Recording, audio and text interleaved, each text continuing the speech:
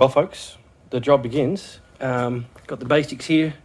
Got myself oil filter, trans filter kit, which is Repco branded. An odd layout with the cork gasket. Cork gaskets? Like, what year is it? That was cheap. These were not. These are Permaseal brand rocker cover seals. These were $40-something each. You can get these on eBay for like $27 or less for a set, but this car has really bad rocker cover leaks, as I said. Probably can't see it there, but let's have a look underneath. I've removed the skid plates. There is oil everywhere. Looks like we got some drips from the oil cooler lines as well. So it's not a sandwich plate setup, but they appear to have like a bypass in the oil cooler, oil filter housing assembly. That's leaking. Probably the banjos, no biggie. I can fix that. A lot of oil all over this. A lot of oil on that cross member. Like ready to, oh, that's red. Does that look red to you? Oh, it looks red on camera, but it's just oil. Sorry, on camera that looks red, but it is just engine oil. Let's see here. Oh, I need to block out that light. Looks like a lot of leaks. There's some... I was mildly concerned there could be a rear main seal leak, but I don't see a huge amount of like oil coming from that specific area. Let's just block that light again. I'm going to degrease the ever-loving shit out of all this. It's a trans pan. We'll be dropping that as well today. Some more oil there.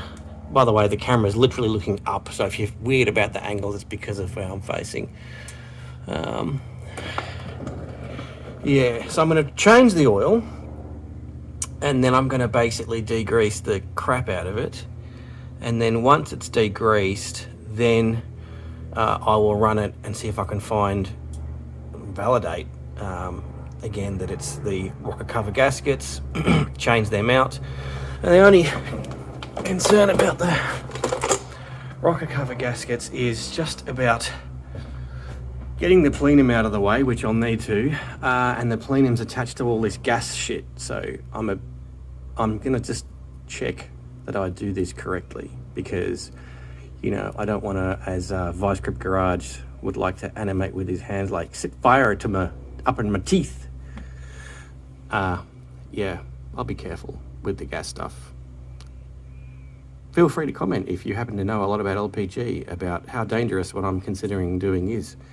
I'm not going to be touching the gas thing again, metering valve. I need to know the name of this. It's not a carburetor, but it's a carburetor for gas. Yeah. Rocker cover gaskets on these are not fun. I'm not sure if you're familiar with the Mitsubishi Pajero 6G74 in general rocker covers. They are tin, and if you over tighten them, it's worse than not tightening them. You can warp it, and if you warp it, it'll leak forever. I have a good experience with using gasket dressing, Permatex gasket dressing. It's like a grey silicon looking stuff, you know, but it's not silicon. That doesn't seem to harden, but it seems to really help with gasket dressing, so I'll be using some of that as well. All right, well, let's get into it. I'm sure you all are aware of this, but before you change the oil on any car that you've just bought or you've never worked on before, make sure you can get the sump plug out. Oh yeah, that's easy. And the next thing to do is make sure you can get the filter off. You could change the oil without doing that, but it ain't gonna be fun. Let's just wiggle the camera here a little bit.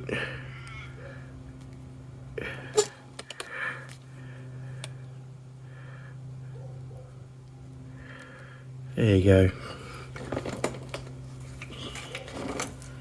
I've got a couple of oil filter removal tools. This guy ain't gonna fit, I don't think. Somewhere around anyway.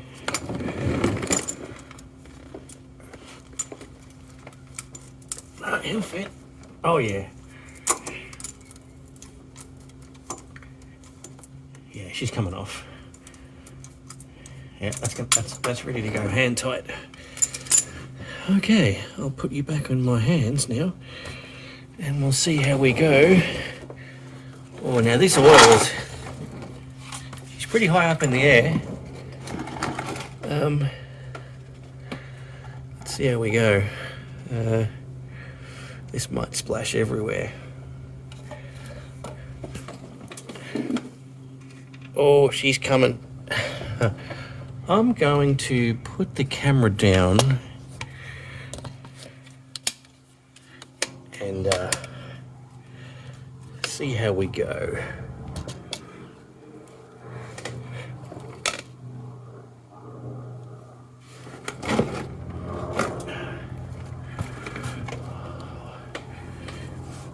This could be boiling hot. I have just driven this.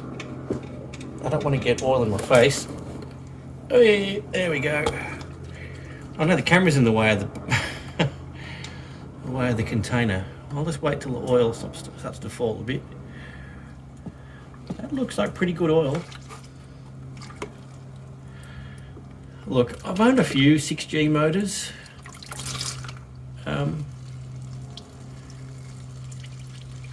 Never really had an issue with any of them in terms of like doing bottom ends and whatnot. Well, now I'm covered in oil.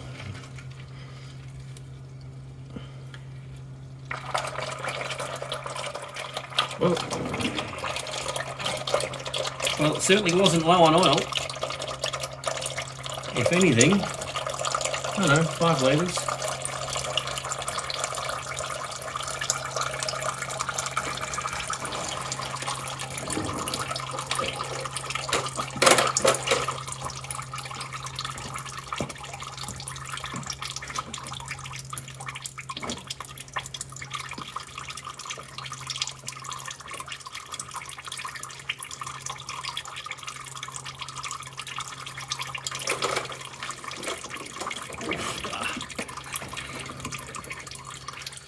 Alright, now let's switch over to doing the filter.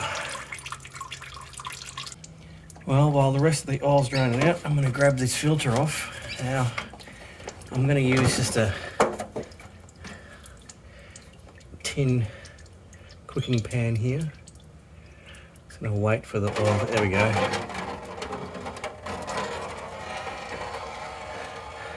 Pretty hard to do this without getting all over your diff. Speaking of which, can't wait to see what's in that diff. The rear diff does have a whine in it. Not a big one, but, you know, like a high kilometre, didn't change the oil enough whine. So I'm going to do engine oil and then I'm going to do rear diff. I'll do the transmission after that. Apparently the front diff's never been engaged. If you believe the previous owner. I don't really have a reason not to believe him. He was an old fellow who just bought the car brand new.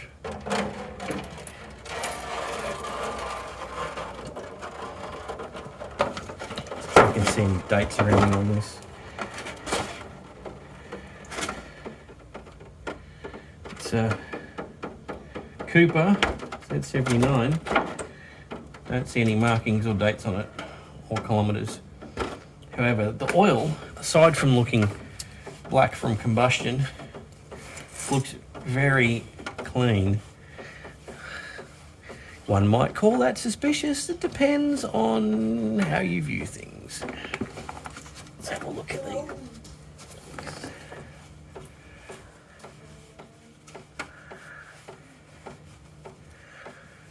All right, let's get the new filter on. Sorry about that, turn the camera off. New filter's going on. So, technically, you're supposed to do filters hand tight. I think the answer to that depends on whether your hands are strong. So I like to do it hand tight and then just a tiny bit more than my weak hands are capable of. That's going the wrong way again. because I don't have very strong hands. All right, that's that. By the way, there's no metal at all on the sump plug, which is good. All right, let's get some oil into this. Looks like about 5 litres.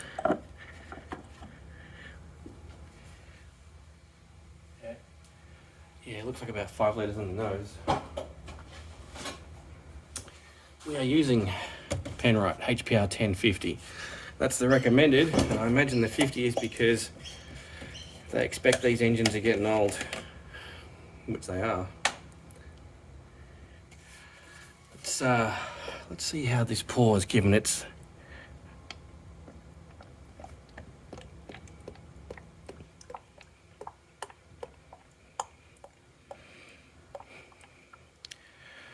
oh, it's got a free service sticker. I may even put that on the windscreen.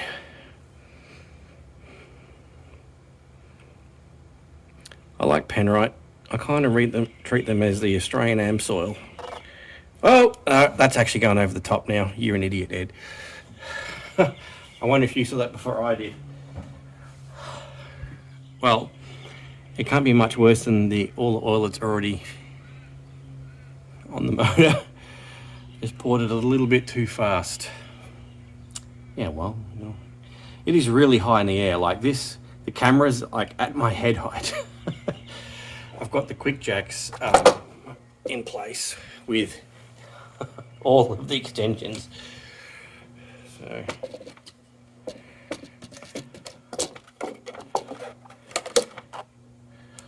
well, look, I'm not going to clean that up just yet. I will deal with it later. Okay, this time, Ed, keep an eye on the level of the oil.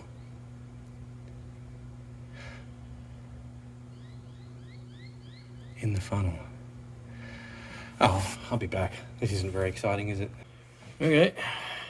It's in neutral, which is fine. I don't think it has to be in park. It's in neutral, so I can get it in the air without. When you raise it on quick jacks, the car actually comes forward and up. So if it's locked in gear, you can actually pull the car off the jacks, off those pins. So it's better to have it neutral so it can roll forward as it comes up on the quick jacks. I'll turn the fan off, I don't need that. Okay, we are on gas, I think. What are we on? It's on petrol to start, I think, and then gas.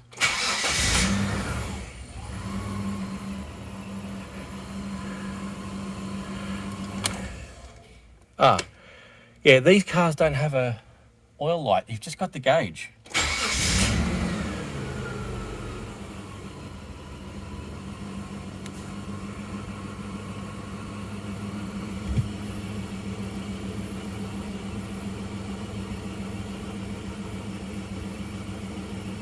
That's all right. I'll take that.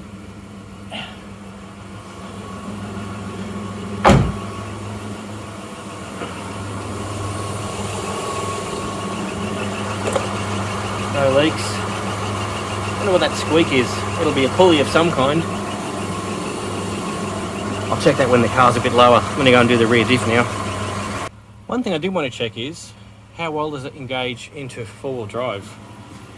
So for those of you who don't know, the Pajero four-wheel drive system,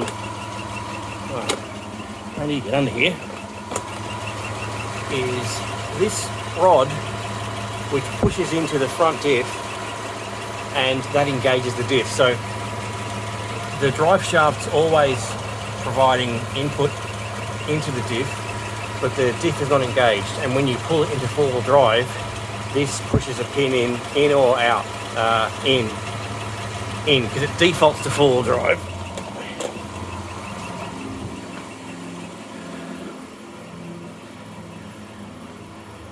Let's have a look. So you got these lights, never mind the fact that there's one light missing, it's just a blown bulb. And what you'll see is it's flashing, and it will flash until it detects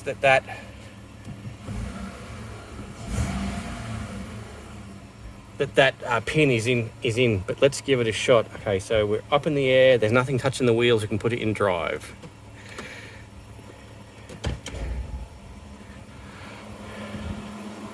As you can see, the wheels are going.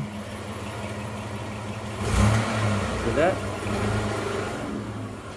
So the light's still flashing. What that means is it's not happy with the, looks like it's just an issue with this. This is way too loose. There's something wrong here with the engagement mechanism into the transfer case. Could just be pins and levers, I'll check it out. But now it's engaged, you see the lights are on, and we can, it's an open diff at the front. Apparently it's supposedly an LSD in the rear. I don't know if I'll buy that. All right, let's take it out of four-wheel drive, which you're supposed to be able to do when it's going, but maybe not when there's no load on it. Put it in drive again. Let's have a look. There you go. So four-wheel drive is disengaged. Neutral, engine off. Yeah, that transfer case, those levers, they need a bit of work. All right, rear diff. Well, here we are at the rear diff, and believe it or not, it is limited slip diff. There's even a sticker on it which says LSD. That's nice. Yeah, and it's definitely a 24. Now that's going to have not enough purchase on it, so I'm going to get a shorter 24.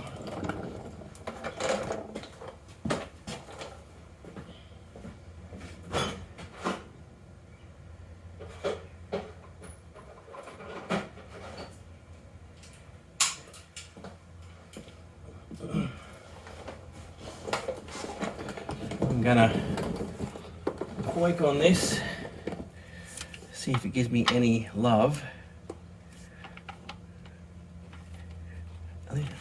There we go.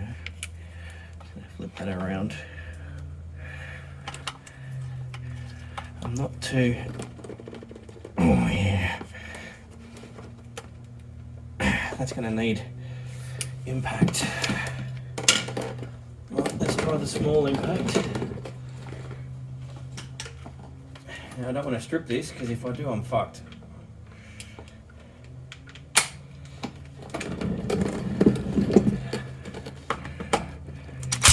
Yep, came right out.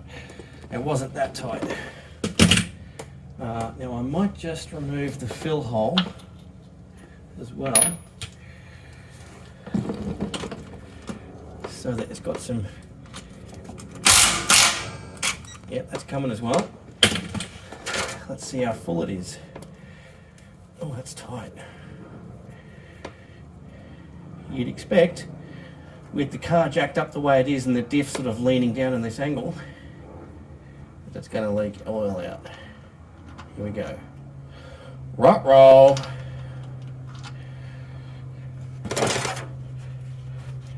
Oh, this takes 2.5 something litres of oil. Oh, gee, it looks good.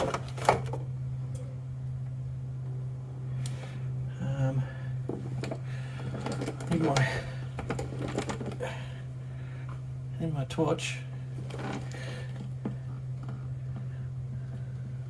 Yeah, it looks good. There's a little bit of crud on it. Let me. It's not bad.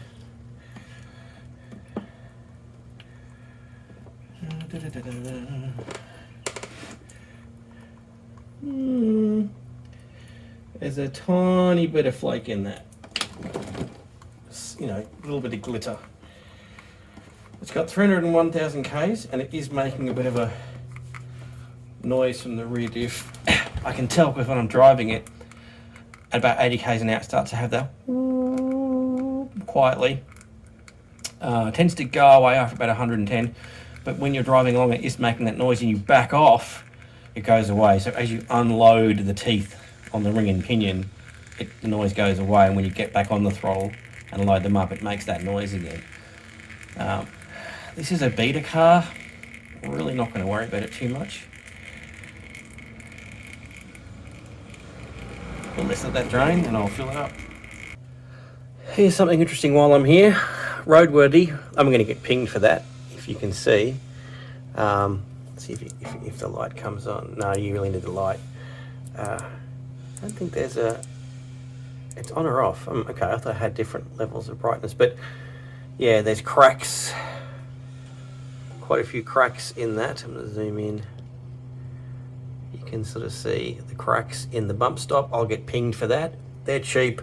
What, a few bucks on eBay. Yep, I'll get done for that on the Roadworthy for sure. Looking at some of the other rubbers. This trailing arm bushing, not too bad. There's a bit of striations in it. Doesn't look cracked though. They'll ping you for that for sure. If they're fucked, I got pinged in the NH for those. And he charged me like $800 to get them swapped out because he couldn't get the fucking bushes out or in when he replaced them. He had to use his mate's fucking 20-ton press or some shit, you know, and I wasn't happy with finding out about that because I could have just spent a few days doing that with mates and heat and whatever. Alright, yeah, so you can see also it does say here LSD. Let's focus on that for you. Yeah, LSD. That's nice.